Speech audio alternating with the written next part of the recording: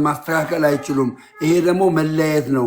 ይሄ መለያየት ወደ እግዚአብሔር መንግስት እንዳትወርስ ያደርግሃል። በዚህ የተነሳ ነው የመጣሁት ብዬ ነገርኩ ወንድሜ።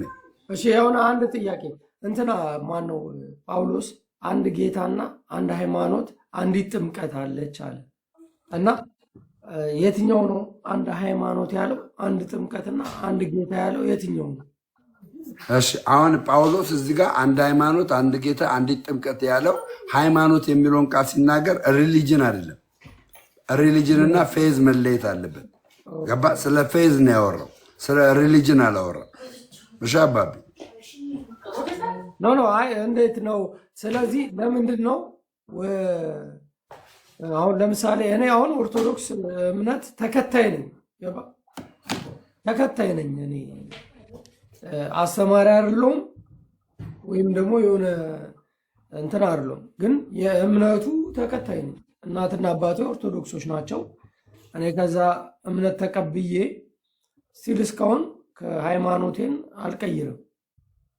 ማንም ሰው እዚህ ጋር ቢገለኝ ከሃይማኖቴ ወጣው ማለት እግዚአብሔር የለም ብዬ እንደማሰብ ነው። ምክንያቱም አንድ ነገር ልንገርህ፣ አንተ አንድ ነገር የምነግርህ አንድ ነገር ኦርቶዶክስ በመሆን አንተ አድንም። ኦርቶዶክስነት አያድንም። ማስጨነቅ ለዛ እኮ ነው።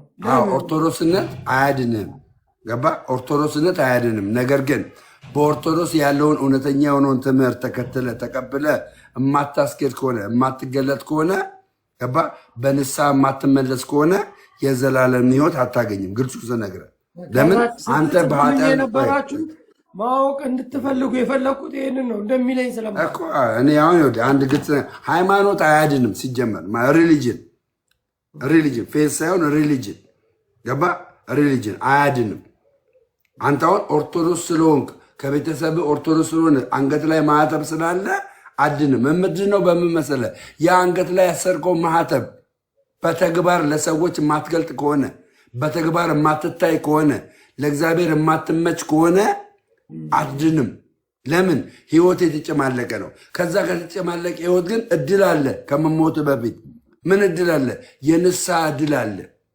ገባ? በአንደኛ ዮሐንስ ምዕራፍ 1 ቁጥር 10 ላይ በንስሐ ስትመለስ እግዚአብሔር ምሕረትን እንደሚሰጥ እድል ሰጥቷል። ያንን እድል የማትጠቀም ከሆነ የምትዘሙት፣ የምትጠጣ፣ የምትጨማለቅ ክርስቶስን የካርክ ከሆነ ማዕተብ ላይ አንገት ስላለ ብቻ አድንም።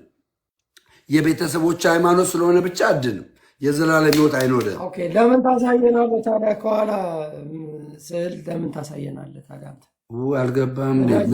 እየነቀድም እኮ አስረድቼ ነበር አባቢ፣ አልሰማኝም። ለማስተማሪያ ነው እኮ አልኩ፣ ለማስተማሪያ ነው አልኩ እኮ። ሰዎች ይህን ሲመለከቱ አሁን እሺ፣ ኢየሱስ ሌላ ላምጣልህ፣ ሌላም አለ ላሳይ። ዮኒ ለምን እንደሆነ ታውቃለህ እንደዚህ የምለው የቤተክርስቲያኗን ይህን አሳየው።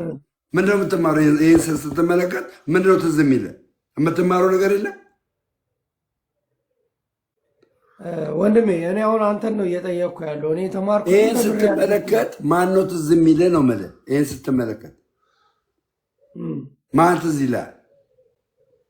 ጋሽ ደምረው እኔ ላውራ ይሁንዬ። በቃ እንደዚህ እኮ አይመቸኝም አባቢ እኮ ላውራ። አሁን ታዲያ ቆይ ከደሜ ጋር የሆነ የምናወራው ነገር አለ። አንድ አይ ቲንክ የመጀመሪያ ጊዜም ስለሆነ የምትነጋገሩት ምናልባት እስክትግባቡ እንደዚህ ኮንፊውዝ ልትሆኑ ትችላላችሁ። ግን ደሜ ጋር አፕዴት ማድረግ አለበት።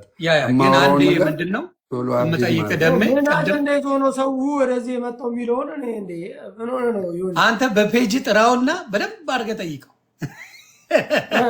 ፎሎ ላድርግህ። እሺ ጋሽ ደምሮ ፎሎ ተደራረጉና በፔጅ ደሜ መጥቶ በደንብ ኦርቶዶክስ ለኦርቶዶክስ ስትወያዩ ደስ ይላል።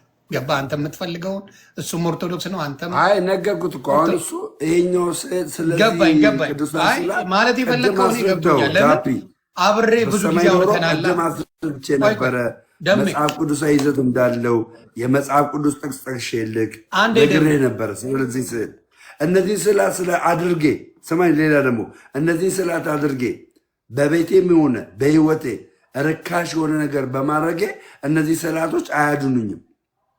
ገባ? አያድኑኝም። ስራዬ እኔ የምሰራው ስራ ነው እንድድንና እንዲፈረድብኝ የሚያደርገኝ። እንድታዳምጡ ነው ያገባኝ። እኔ ግን ጥያቄዎች አሉኝ፣ አንድ ሁለት ጥያቄ። አንደኛው ጥያቄ ምንድን ነው?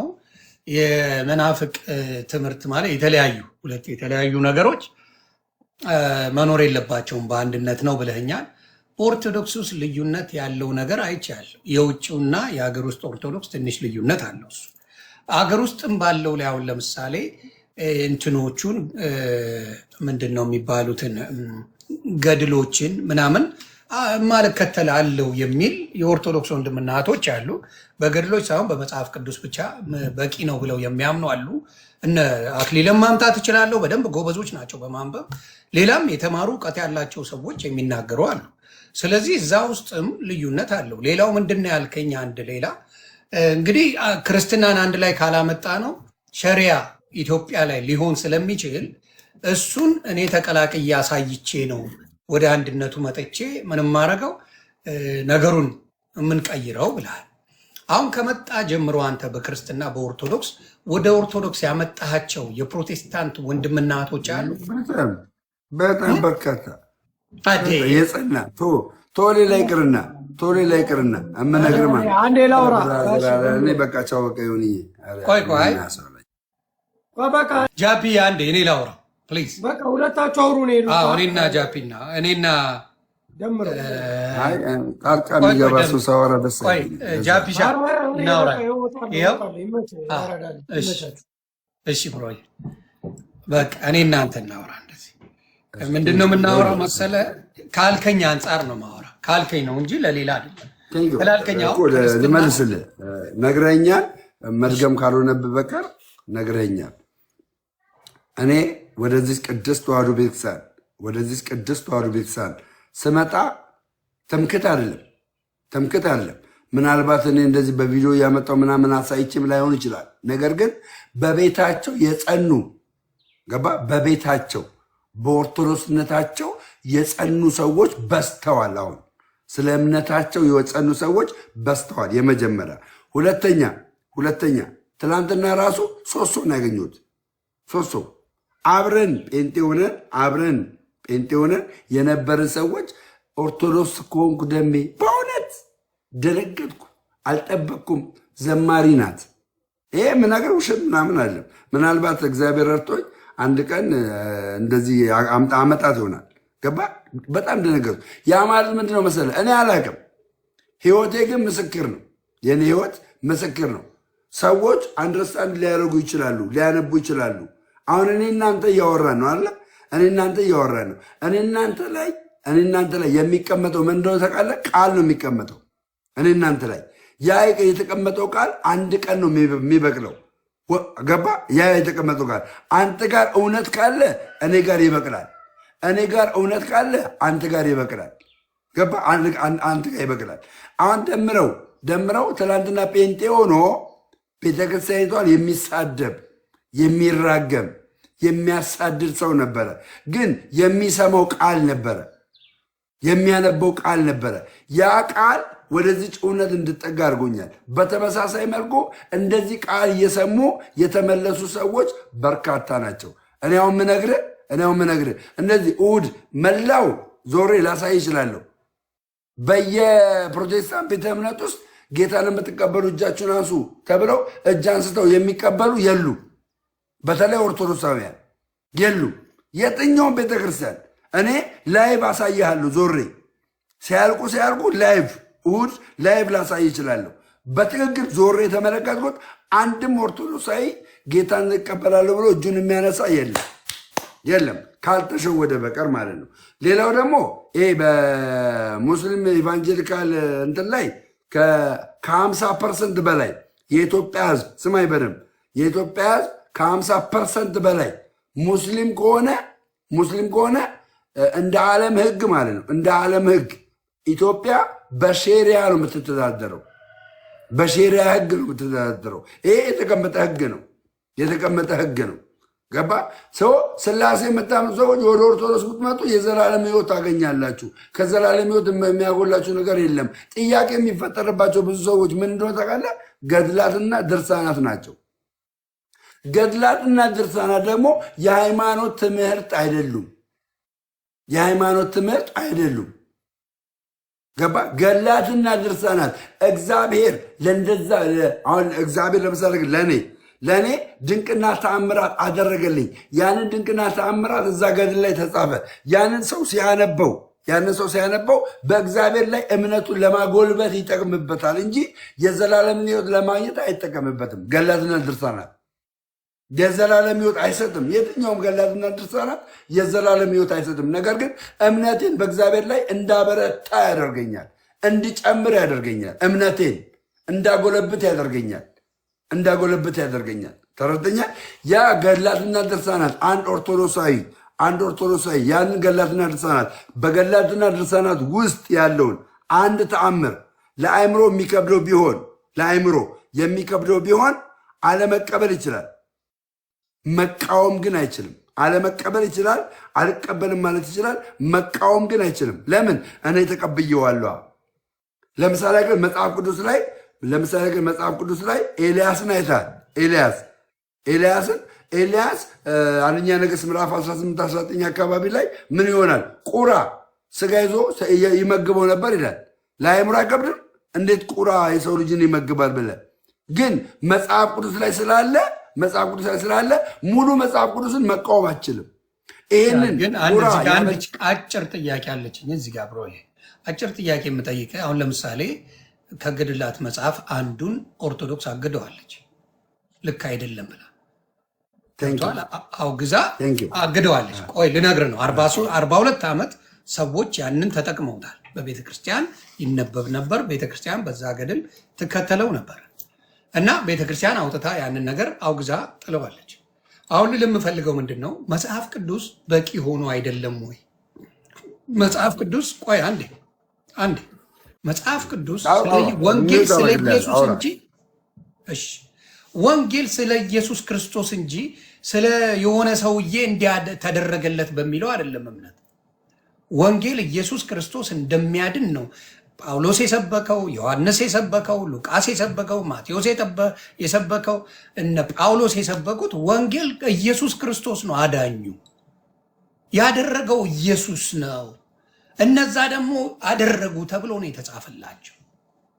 ለምሳሌ ብንሄድ እንደ መሄድ ብናወራ ሲኦል ውስጥ የገቡ ነፍሳቶችን በ5000 በየ40 ቀኑ የሚያወጡ አሉ። እንደ ጽሁፉ ከሆነ ይላል 5000 ነፍስ የእሷን ስም የጠራ ከሲኦል ከሚነደው እሳት እየወጣ ሞቶ በሚነደው እሳት እየወጡ ይድናሉ። በዛ ስም ተብሎ የሚጠራላቸው ነገሮች ከኢየሱስ ክርስቶስ ስብከት ጋር ይጻረራል። ስለሚጻረር ሰዎችን ጥያቄ ምልክት ይከታል። መጽሐፍ ቅዱስ በቂ ሆኖ አይደለም ወይ? ሌላው በሙሉ እንትን ሲሉ አጠር አድርጌ እነግርሃለሁ። አዎ እሱ ላይ ነው ማወራ። በሙሉ ምንድነው ክንፍ ያወጣል። ሁለት ጥያቄ ጠይቀኛል። አሁን ይሄ ሶስተኛ ስለሚሆን ሁለቱን ጥያቄ ክንፉም አንድ ላይ እንድትሄድልኝ ብዬ ነው አብሮ ስለተያያዘ። ሶስተኛውን ሁለቱን ጥያቄ ልመልስልህ። የመጀመሪያ ክንፉም በኋላ እናወራዋለን። ይሄ መጽሐፍ ይታያል። ይሄ መጽሐፍ አስፈላጊ ነው። ምን የሚል ነው? ላንብበው። አሁን የዮሐንስ ራእይ ይላል። የዮሐንስ ራእይ ክፍል 2 የጥናትና ማብራሪያ ይላል። ያስፈልጋል? ይሄ መጽሐፍ ያስፈልጋል? ጥናትና ማብራሪያ ምንም ችግር የለው። የዮሐንስ ራእይ ስለ መጽሐፍ ቅዱስ ነው የሚናገረው። ምን ያደርጋል? መጽሐፍ ቅዱስ አለ። በጣም ጥሩ። ስለ መጽሐፍ ቅዱስ ላይ እዚህ ላይ መጽሐፉ ለምን ያስፈልጋል ጠየቀኝ። እኔ ልመልሳ። መጽሐፍ ቅዱስ በሚለው ሌሎች ያልተረዱት፣ አሁን ለምሳሌ ዮሐንስ ራእይ ላይ ያለውን ሌላ ቦታ ልታገኘው ትችላለህ። ኦሪት ላይ ያለውን ኦሪት ላይ ያለውን ገብተዋል። አዲስ ኪዳን ላይ ልመልስልህ። አሁን ስለ ገድላን ልመልስልህ። ስለጠየቀኝ እኔ ልመልሷ። መጀመሪያ የጠየቀኝን መለስክልኛ። በቃ እኮ መለስክልኛ አባቢ። አልጀምረው መለስኩት። ለሌሎቹ እንዲገባቸው ብዬ ነው። አሁን የምንነጋገረው ለአንተ ሳይሆን ለሌሎቹ። ስለዚህ ይሄ የጴንጤ መጽሐፍ ነው። ስማኝ፣ የኦርቶዶክስም አንድ የጴንጤ ፓስተር ይህን መጽሐፍ የዮሐንስን ራእይ ብሎ የራሱን አይዲዮሎጂ እዚህ ላይ ያስቀምጦታል። ከዛ በኋላ ለህትመት አብቅቶታል። ይሄ መጽሐፍ ምን ያደርጋል? ምን ይሰራል? ጠየቀኝ፣ ልመልሰው ነው። ስለዚህ ከመጽሐፍ ቅዱስ ያልወጣ ነው። የዮሐንስ ራእይ ምንድን ነው የሚለውን ሀሳቡን እዛ ላይ ከመጽሐፍ ቅዱስ ሳይወጣ ምንም ሳይጨመር ምን ሳይጨመር የሚያስደነግጡ ነገሮች ሳይጨመር አንድ ሰው ሊያብራራ ይችላል። ከኦርቶዶክስም የተጻፈ አለ፣ እንዲሁም ከሌሎች የተጻፈ አለ። የሚጽፉ አሉ። እንደዚህ ጆቫም ሊጽፈው ይችላል። ገባ? ግን መጽሐፍ ቅዱስ ውስጥ አለ። አሁን ማውራ መጽሐፍ ቅዱስ ውስጥ ወፍ የሌለ ራስ በፈለግከው ጊዜ የሆነ ሰው ስም ጠርተህ እንዲህ ተደርጎለታል ማድረግ ይችላል ብለህ ስትለኝ ናው ዊገረ question you would you read it ብዬ ይሄን ልመልስልህ። መጽሐፍ ቅዱስ ላይ ለምሳሌ ያክል ራሱ መጽሐፍ ቅዱስ ኢየሱስ ያደረጋቸው ታምራቶች ሁሉም ተጽፏል። እንዳታቋርጠኝ ሁሉም ተጽፏል ካልከኝ ለኛ ጥያቄ ነው። አሁን አዳምጠኝ፣ ጥያቄ ነው እየመለስኩ። ኢየሱስ ክርስቶስ ያደረጋቸው ተአምራቶች እንዳለ በምድር ላይ በ3 ዓመት ተኩል ወይም ደግሞ በ33 ዓመት ተኩል ጊዜ ውስጥ ማለት ነው ያደረጋቸው ተአምራቶች ሙሉ ለሙሉ መጽሐፍ ቅዱስ ላይ ተጽፈዋል አልተጻፈም? በጣም ጥሩ። ስለዚህ መልሱ እኔ ጋ ነው ያለው። ሚዩት አድርገህ ነው የምትሰማው። ስለዚህ ምንድነው የማደርገው መሰለ ኢየሱስ ክርስቶስ ለኛ የሚያስፈልገውን ብለው ሐዋርያቶች እነዚህን ካዩ፣ እነዚህን ከሰሙ፣ እነዚህን ካነበቡ ከዚህ በላይ ይበረታሉ ተብሎ የተጻፈልን መልካም ነገሮች ተጽፈዋል።